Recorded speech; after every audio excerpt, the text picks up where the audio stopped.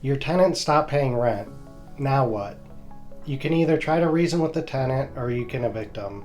As a real estate investor, you will deal with this situation from time to time, and having an attorney with an action plan can help save you time and money.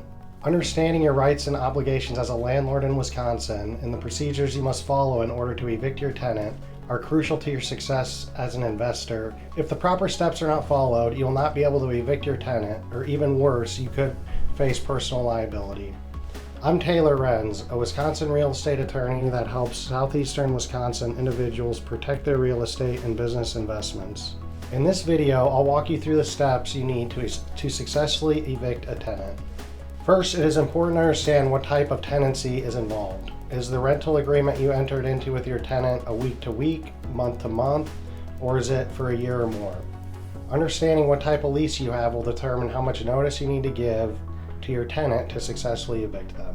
Consulting with an attorney will help you know what amount of notice is required so that you can comply with the law. Failure to strictly comply with the law may invalidate your eviction, ultimately wasting your time and your money. Following these next steps is crucial to obtaining the outcome you desire. Step 1. Drafting the eviction notice.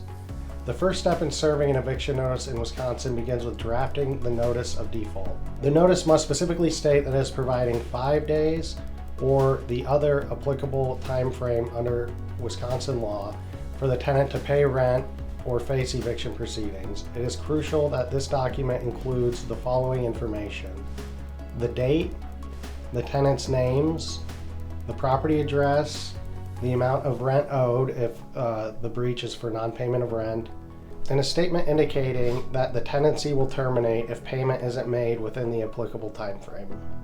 The importance of accuracy cannot be overstated. Any mistake may invalidate your notice and cause your case to be dismissed. Step 2. Delivering the notice. Once your eviction notice is correctly drafted, you must deliver it to the tenant. Under Wisconsin law, there are 3 accepted methods of delivery. Number 1, personal delivery directly into the hands of the tenant. Number 2, delivery at home by leaving it with someone residing at the residence who is at least 14 years old. Third option, mailing the notice via certified or registered mail with a return receipt requested. And the fourth option is affixing the notice to the door and mailing a copy to the tenant's last known address. Correctly notifying the tenant under Wisconsin law and ensuring that you have proof of notifying the tenant correctly under Wisconsin law will play an essential role in validating your attempt should the tenant dispute that they received the notice. The third step is file the eviction suit.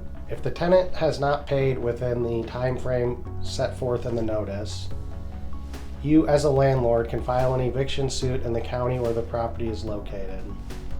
Whether or not you feel comfortable sending the notice yourself, it is highly recommended to get an attorney involved at the point of filing a lawsuit, since the eviction process must be strictly followed in Wisconsin. Navigating the process by yourself can become overwhelming and may cause delays or other legal issues if you make mistakes. Now I'm going to talk a little bit about the eviction court proceedings themselves.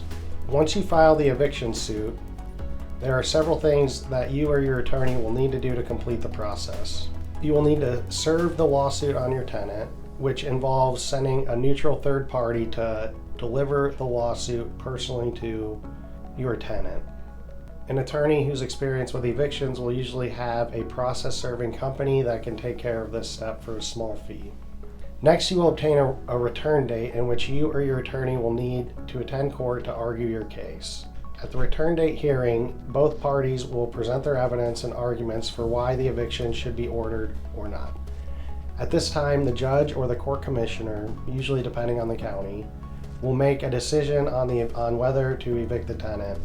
If you are successful at this hearing, the court will issue a writ of restitution, which allows you to have the sheriff force the tenant to leave the property if the tenant refuses to do so voluntarily.